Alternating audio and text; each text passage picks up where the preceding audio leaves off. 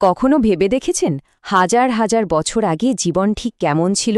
যখন কোনো আধুনিক প্রযুক্তি ছিল না, তখন আমাদের পূর্বপুরুষেরা কিভাবে এত বড় বড় সভ্যতা গড়ে তুলেছিলেন? চলুন আজ আমরা সেই উদ্ভাবনের সিঁড়ি বেয়ে একেবারে অতীতে ফিরে যাই, প্রাচীন ভারতীয় উপমহাদেশে। এই প্রশ্নটা দিয়েই কিন্তু আমাদের আজকের এই আলোচনা শুরু হচ্ছে।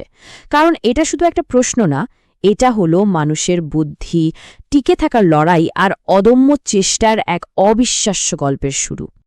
চলুন তাহলে দেখে নেওয়া যাক আমাদের আজকের যাত্রাপথটা কীরকম হবে।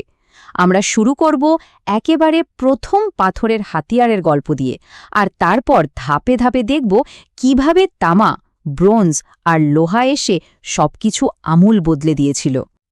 বেশ, তাহলে চলুন শুরু করা যাক একেবারে গোড়া থেকে। এই যুগটাকে বলা হয় প্রস্তর যুগ। কেন? কারণটা খুব সহজ। তখন মানুষের বেঁচে থাকার সবচেয়ে বড় অবলম্বনই ছিল পাথর। বলা যেতে পারে এটাই ছিল সভ্যতার প্রথম ভিত্তি। দেখুন, প্রস্তর যুগ কিন্তু একটানা একরকম ছিল না। একে তিনটে ভাগে ভাগ করা হয়, আর প্রত্যেকটা ভাগেই টেকনোলজির একটা করে বড়সড় লাভ দিয়েছে। ভাবুন একবার, প্রথমে ছিল অ্যাব্রোখ্যাব্রো অমসৃণ পাথর, তারপর সেটাই হয়ে গেল অনেক ছোট আর ধারালো মাইক্রোলিথ, আর শেষে তো মানুষ পাথরকে ঘষে মেজে একেবারে নিখুঁত মসৃণ হাতিয়ার বানানো শিখে গেল। আর এই প্রযুক্তি বদলের সাথে সাথেই মানুষের জীবনযাত্রাও কি দারুণভাবে বদলে যাচ্ছিল। প্যালিওলিথিক যুগের মানুষ ছিল শিকারী, মানে পুরোপুরি প্রকৃতির ওপর নির্ভরশীল। মেসোলিথিক যুগে ধনুক তীর আবিষ্কার করে আর পশুপালন শুরু করে তারা প্রকৃতির ওপর কিছুটা নিয়ন্ত্রণ আনল।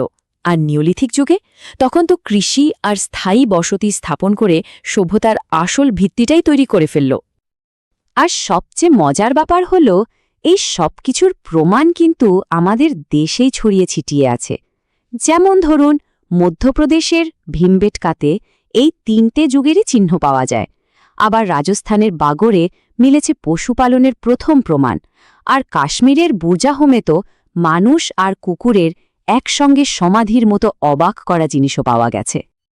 বেশ, এবার আমরা উদ্ভাবনের সিঁড়ির পরের ধাপে চলে এসেছি, আর এখানেই মানব ইতিহাসে একটা নতুন বিপ্লব ঘটে গেল। মানুষ প্রথমবারের মতো ধাতুর ব্যবহার শিখল।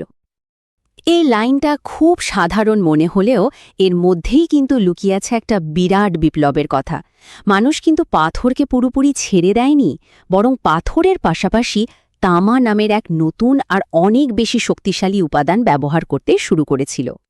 এই নতুন যুগকে বলা হয় চ্যালকোলিথিক যুগ। নামটা বেশ খটমট, তাই না? চলুন এটাকে একটু ভেঙে দেখি।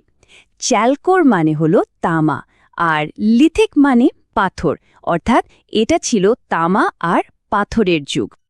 এই যে জরুরি নতুন সম্পদ মানে তামা, এটা আসত মূলত রাজস্থানের খেত্রি আর মধ্যপ্রদেশের মালঞ্জখণ্ডের মতো জায়গা থেকে। আর এই সময়ে দাইমাবাদের মতো বড় বড় কেন্দ্রকে ঘিরে জোরোয়ে সংস্কৃতির মতো আঞ্চলিক সভ্যতাগুলো ধীরে ধীরে গড়ে উঠছিল। তামা তো ছিল সবে শুরু, আসল গেম চেঞ্জার ছিল ব্রোঞ্জ।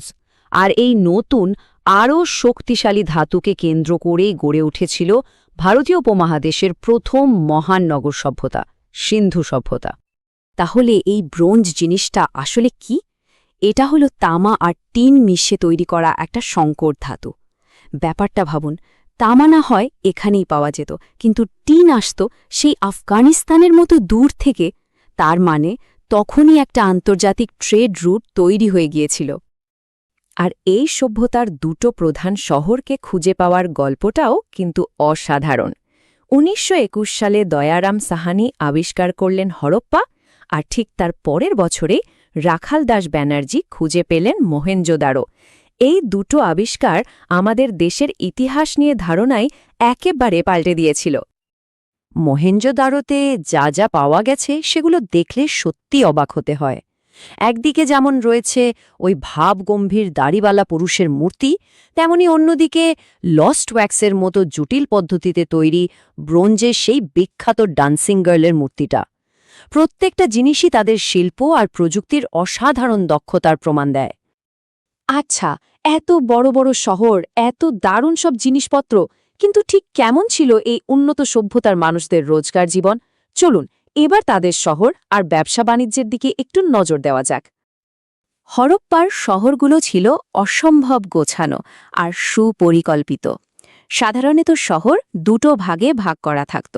একটা উঁচু দুর্গ এলাকা যেখানে সম্ভবত শাসকরা থাকতেন, আর একটা বড় নিম্ন শহর যেখানে সাধারণ মানুষ বাস করত। তবে এর ব্যতিক্রমও ছিল, যেমন ধোলাভিরাতের শহর ছিল ৩ ভাগে বিভক্ত, আবার চানহুদারতে কোনো দুর্গই ছিল না। সিন্ধু সভ্যতা কিন্তু একদম একা বা বিচ্ছিন্ন ছিল না, বরং এটা ছিল একটা বিশাল আন্তর্জাতিক বাণিজ্য নেটওয়ার্কের কেন্দ্র। তারা ব্যবসা করত মেসোপটেমিয়ার সুমেরীয়দের সাথে, যারা এই অঞ্চলকে মেলুহা নামে চিনত। আর জানেন তো, তারাই পৃথিবীতে প্রথম তুলা উৎপাদন করেছিল এবং জেডায়েট বা ল্যাপিস লাজুলির মতো দামি পাথর আমদানি করত। আর তাদের সবচেয়ে বড় রহস্য, সেটা হলো তাদের লেখা। ছবির মতো দেখতে এই লিপির লেখার ধরনটাও ছিল অদ্ভুত, অনেকটা সাপের মতো এঁকে বেঁকে, এক লাইন ডান থেকে বামে তো পরের লাইন বাম থেকে ডানে। কিন্তু দুঃখের বিষয় হল, প্রায় ৫,০০০ বছর পরেও আমরা এই রহস্যময় লিপির মানে উদ্ধার করতে পারিনি। সিন্ধু সভ্যতা একসময় কালের গর্ভে হারিয়ে গেল, আর তার ধ্বংসস্তূপের ওপর দিয়ে শুরু হল এক নতুন যুগ। এবার মঞ্চে এলো লোহা, আর এই নতুন ধাতু ভারতীয় উপমহাদেশে বৈদিক যুগের সূচনা করল। এই বিষয়টা কিন্তু খুব গুরুত্বপূর্ণ। ওই যে এত উন্নত হরপ্পা সভ্যতা, তাদের এত বড় বড় শহর, এত সুন্দর পরিকল্পনা, তারা কিন্তু লোহা কি জিনিস জানতই না। লোহার ব্যবহার শুরু হয়েছিল তাদের পতনের অনেক পরে, বৈদিক যুগে। এটা দুটো যুগের মধ্যে এক বিরাট পার্থক্য। বৈদিক যুগকেও দুটো ভাগে ভাগ করা হয়।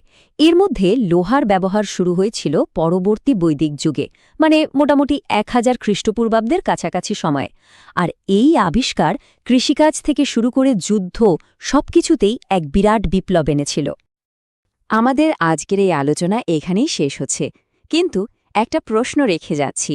সিন্ধু সভ্যতার এই দুর্বোধ্য লিপি হয়তো তাদের সমাজ, ধর্ম আর জ্ঞানের এমন সব গোপন কথা লুকিয়ে রেখেছে, যা আমাদের ইতিহাস সম্পর্কে ধারণাই বদলে দিতে পারে। ভাবুন তো, সেই রহস্যের সমাধান হলে আরও কত অজানা অধ্যায় আমাদের সামনে খুলে যেতে পারে।